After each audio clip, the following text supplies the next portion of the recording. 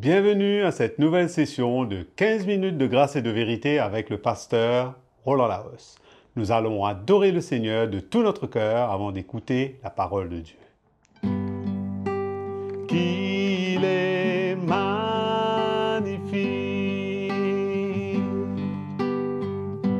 ce Jésus, qu'il est merveilleux, excellent et glorieux. Et il m'aime, il m'a pardonné, versa son propre sang, donna sa vie pour me sauver.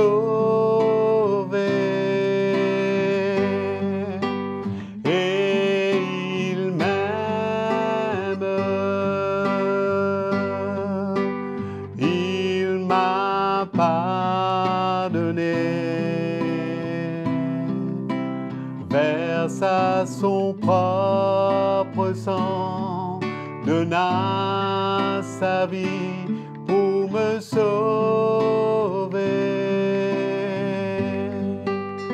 versa son propre sang, donna sa vie pour me sauver.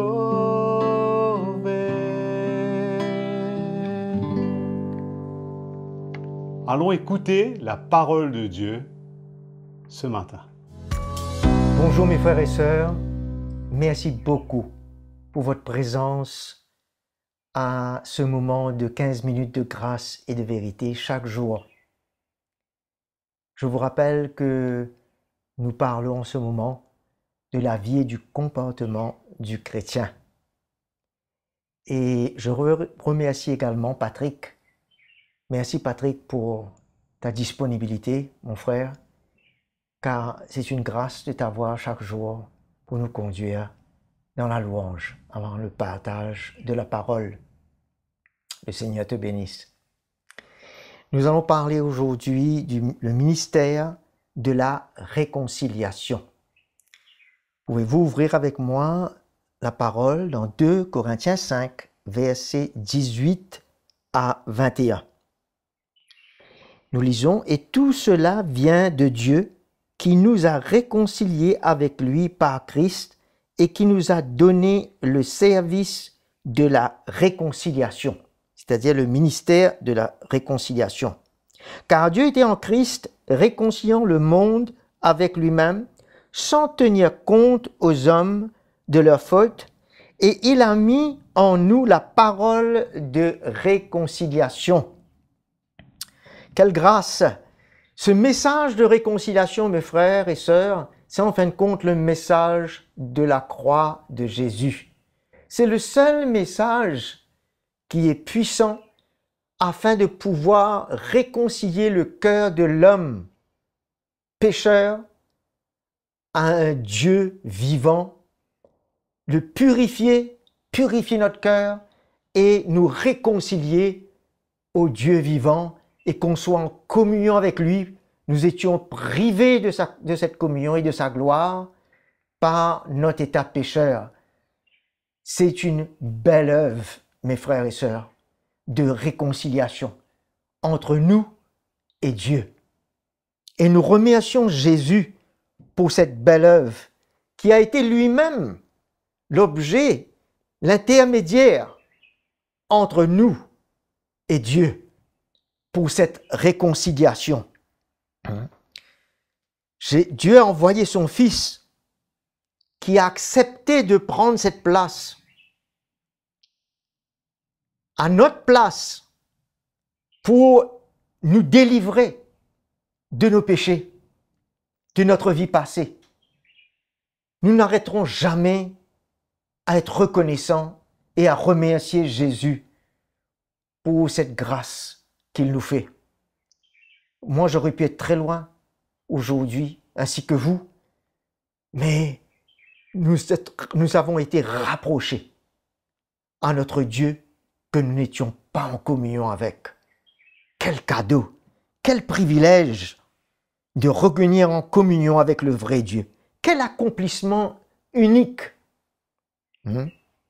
Plus encore, il a mis en nous aujourd'hui qui connaissons notre Dieu, qui avons été réconciliés, cette parole de la réconciliation, c'est-à-dire quand nous avons expérimenté cette grâce dans nos vies, au travers de ce message, cette parole doit maintenant brûler dans notre cœur pour les autres, afin que nous puissions emmener d'autres au travers de Jésus à être réconciliés avec le Père, quand nous avons connu, nous, cette grâce.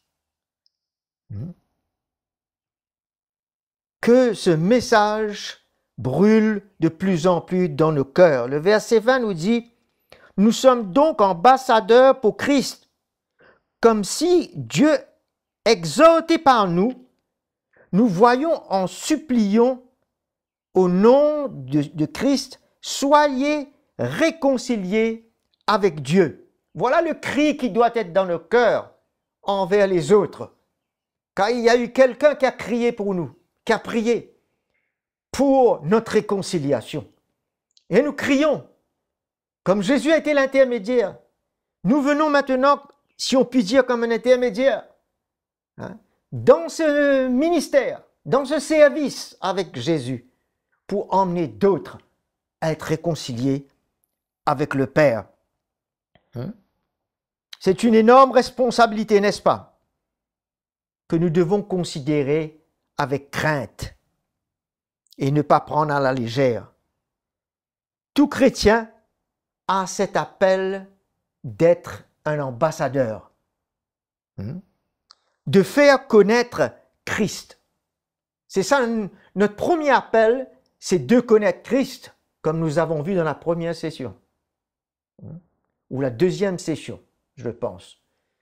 Mais maintenant, le deuxième appel, c'est de faire connaître Christ aux autres et son œuvre. Comme tout ambassadeur d'un pays, ils sont représentants pour faire connaître leur pays, leur culture, leur langue. Ils représentent dans un pays étranger ce qu'ils sont. De même, nous sommes ambassadeurs du royaume de Dieu.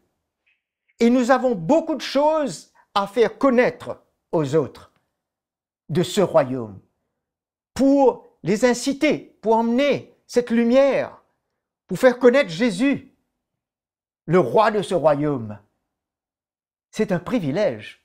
Voyons cela comme un privilège, afin que chacun de nous prenions notre responsabilité chaque jour de notre vie. Seigneur, qui c'est que tu veux mettre sur ma route aujourd'hui? Je veux être ton ambassadeur. Parler de toi, témoigner de toi, de ce que tu as fait dans ma vie.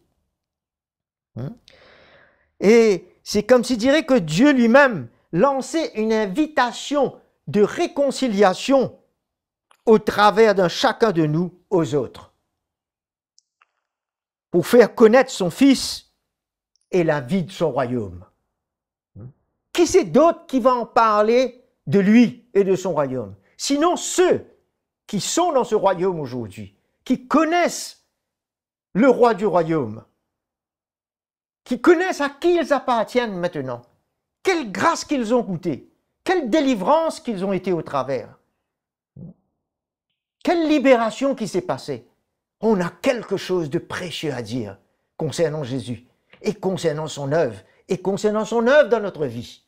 Nous avons quelque chose à transmettre, un message puissant. Vous verrez dans le verset 21, il dit « Celui qui n'a pas connu le péché, il l'a fait devenir péché pour nous, afin que nous devenions en lui justice de Dieu. » Il n'a pas été pécheur, il n'est pas né pécheur, mais il est devenu péché. En d'autres mots, c'est nos péchés qui l'ont fait devenir péché. Tous ceux qui sont cloués à la croix sont maudits. Celui qui est sur une croix, qui est attaché, la malédiction est sur lui. Mais comment est-ce que la malédiction pouvait être sur Jésus qui n'est pas pécheur? Qui n'est pas né pécheur? Ça vient démontrer encore une fois qu'il a fallu que nos péchés soient sur lui pour accepter cette malédiction. Sinon, il ne serait pas mort. C'est une grâce, c'est un message puissant que nous détenons, frères et sœurs. Et il y a eu un échange. Comme il a pris nos péchés, nous avons reçu sa justice.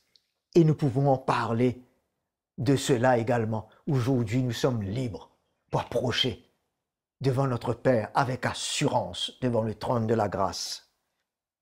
Nous voyons que ce que Jésus nous dit en tant qu'ambassadeur d'en haut, dans Jean chapitre 18, le verset 37, Pilate lui dit, « Tu es donc roi ?»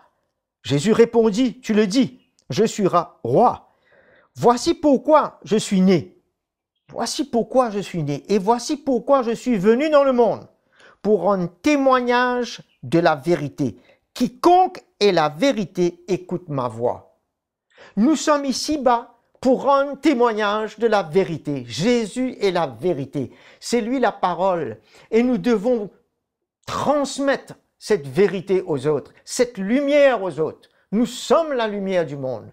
Nous sommes l'ambassadeur de lumière et de vérité. Frères et sœurs, Paul nous dit dans Éphésiens chapitre 6, verset 15, parlant aux chrétiens, que nous devons mettre pour chaussure à nos pieds le zèle que donne l'évangile de paix. Hein? C'est-à-dire que c'est cet évangile qui brûle dans nos cœurs, qui nous pousse, au point, comme s'il dirait qu'on ait mis des chaussures pour porter l'évangile aux autres. Hein? Il y a un zèle de vouloir le transmettre aux autres et de faire connaître l'œuvre de Christ.